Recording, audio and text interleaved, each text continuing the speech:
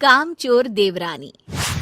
एक बार की बात है, सुषमा अपने पूरे परिवार के साथ खुशी खुशी मोहन नगर में रहती थी। उसकी 2 बहुएं थी, पल्लवी और शिवानी। एक दिन दोनों बहुएं रसोई में काम कर रही होती है कि तभी उनकी सास सुषमा उन्हें बुलाती है। अरे बहू, जरा इधर तो आना। शिवानी, जरा जाकर देखना सासू माँ क्या कह रही हैं। दीदी आप ही देख लो ना जाकर, आपको भी तो सुनाई दे रहा है। अरे मैं आटा गूंद रही हूँ ना, तुम चली जाओ। हाँ तो मैं भी तो सब्जी काट रही हूँ ना दीदी। अरे बहू जल्दी आओ। ओफो, ये तो जाएगी नहीं, मैं ही जाकर देखती हूँ कि क्या करना है। पल्लवी सुषमा के कमरे में जाती है। जी मम्मी जी, क्या हुआ? शाम को घर पर कुछ मेहमान आने वाले हैं, तो तुम अच्छा सा खाना बना लेना बहू। ठीक है मम्मी जी, आप बता दीजिए क्या क्या बनाना है और कितने लोग आ रहे हैं। सुनील की मौसी जी और उनका पूरा परिवार आ रहा है। कुल मिलाकर 3 लोग और हमें मिलाकर हुए 9 लोग। तो अभी से ही तैयारी करना शुरू कर दो। और हाँ, घर की सफाई भी कर देना, हाँ अच्छे से। जी मम्मी जी, सब काम हो जाएगा, आप चिंता मत कीजिए। पल्लवी शिवानी को घर में मेहमान आने वाले हैं इसके बारे में बताती है। क्या 9 लोगों का खाना बनाना होगा, घर की सफाई करनी है? बाप रे, सासू माँ ने तो हमें घर की नौकरानी ही समझ कर रखा है। ऐसा नहीं बोलते शिवानी, हम इस घर की बहू हैं और घर के काम करना हमारा फर्ज है। दीदी तो है ही सासू माँ की चमची, जब देखो सासू माँ सासू माँ। मैं तो इतना सारा काम नहीं करने वाली। शिवानी कपड़े लेकर गमला साफ कर रही होती है और चक्कर आने का नाटक करने लगती है। मेरा सर चकरा रहा है। तभी वहां पल्लवी और सासू माँ जाते हैं। अरे बहू, क्या हो गया तुम्हें? मम्मी जी, बहुत तेज सर में दर्द हो रहा है। तुम एक काम करो शिवानी, आराम कर लो। नहीं नहीं दीदी, घर में मेहमान आने वाले हैं, मुझे आपकी मदद करनी चाहिए। अरे कोई बात नहीं शिवानी, तुम आराम कर लो, मैं सब काम कर लूंगी। ठीक है दीदी, अगर आप इतना कह रही हैं तो आराम कर लेती हूँ।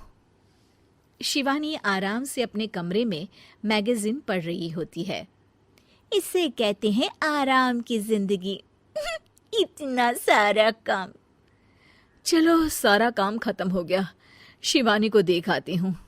शिवानी अपने कमरे में ईयरफोन में गाने सुनते सुनते सो जाती है और उसके साइड में मैगजीन भी रखी होती है। पल्लवी वहां आ जाती है और वो सब देखती है। ओहो, तो मतलब सब काम चोरी का बहाना था। अभी बताती हूँ इसको। घर का सारा काम मुझे करना पड़ा और ये महारानी यहाँ मैगजीन पढ़ रही है, गाने सुन रही है। पल्लवी रसोई से एक प्लेट और चम्मच लेकर आती है और शिवानी को थाली बजाकर उठाने लगती है।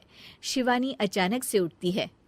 उठ गई महारानी, गाने भी सुन लिए, मैगजीन भी पढ़ ली। तुम तो बहुत बड़ी झूठी निकली शिवानी।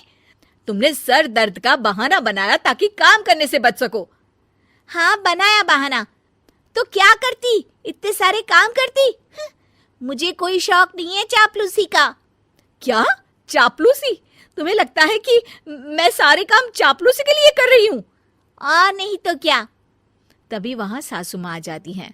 अरे बहू, वो लोग बस आने ही वाले हैं, तुम तैयारियां कर लो। जी सासू माँ, तुझे तो मैं बाद में देखती हूँ।